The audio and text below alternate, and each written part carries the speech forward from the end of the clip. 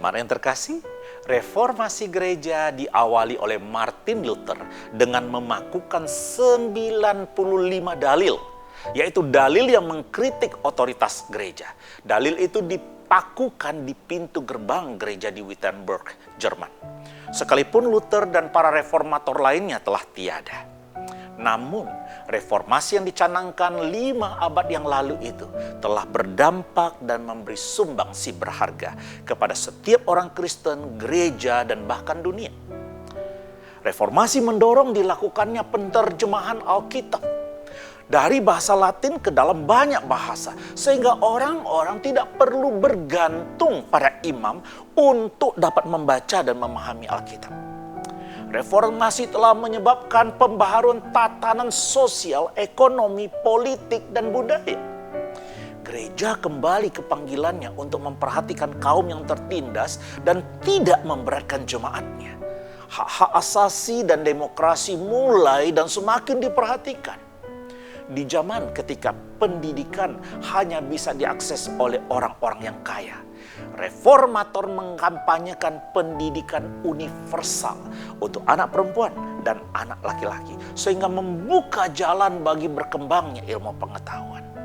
Di dalam perkembangannya, gerakan reformasi memunculkan gerakan misi untuk mengabarkan Injil sampai ke seluruh penjuru dunia. Semua dampak dan sumbangsi ini menjadi bukti bagaimana para reformator telah menjalani hidup sebagai garam dan terang dunia. Sebagai garam dunia, sekalipun diperlakukan dengan buruk dan mengalami penderitaan yang berat, mereka tetap menjadi berkat. Bukan hanya bagi orang di sekitar, tetapi bagi dunia. Sebagai seorang yang telah digarami oleh Injil, mereka bukan saja menjadi baik, tetapi juga berbuat baik sehingga menjadi berkat yang luar biasa bagi dunia. Sebagai terang dunia, mereka tampak jelas dan mencolok mata seperti sebuah mercusuar, dan banyak mata tertuju kepada mereka.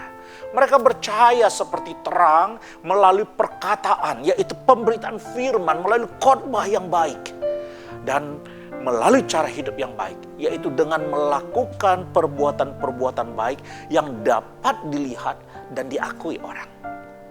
Dengan menyadari panggilan kita sebagai garam dan terang dunia, sembari kita berkaca pada gerakan reformasi dan para reformator itu sendiri, mari pikirkan bagaimana kita menjalani hidup di masa pandemi ini. Dalam situasi yang tidak mudah seperti sekarang ini, apakah kita tetap menjadi berkat bagi orang di sekitar, bagi orang di gereja, atau bahkan dunia di mana kita berada? Ketika orang memandang kita, akankah mereka melihat cahaya terang dari perkataan, dari perbuatan kita, sehingga mereka memuliakan Allah? Dampak dan sumbangsi apa yang dapat kita berikan kepada orang-orang di sekitar, kepada orang-orang di gereja, dan bahkan masyarakat luas? Mohon Allah Tritunggal menolong dan memampukan kita untuk menapaki jejak langkah para reformator di zaman ini. Amin.